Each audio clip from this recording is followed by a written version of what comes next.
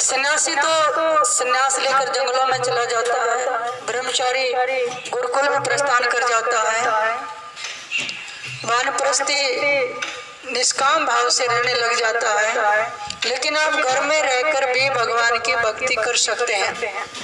गरीबदास महाराज से किसी ने पूछा था कि हम कैसे भक्ति करें, तो सदगुरु जी फरमाते हैं, गरीब माता पिता के वचन में रहे पार ब्रह्म का ध्यान, हरदम साहेब याद रखे कोटि यज्ञ परवान है।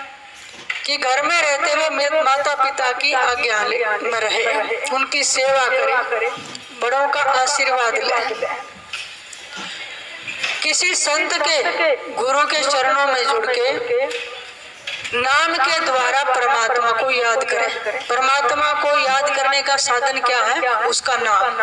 रहे पार ब्रह्म का ध्यान, बिना गुरु की युक्ति के बताए आप पार ब्रह्म परमात्मा का ध्यान नहीं धर सकते हैं, क्योंकि हमें पता ही नहीं वो क्या है, कहाँ है, कैसा स्वरूप है।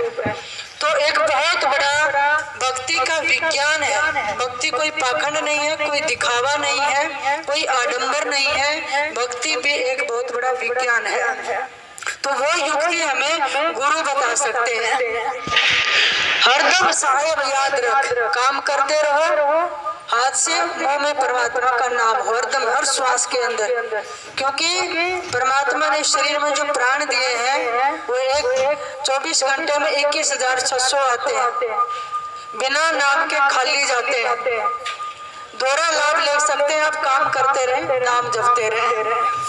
कोट यज्ञ परवार, करोड़ों यज्ञ के समान है।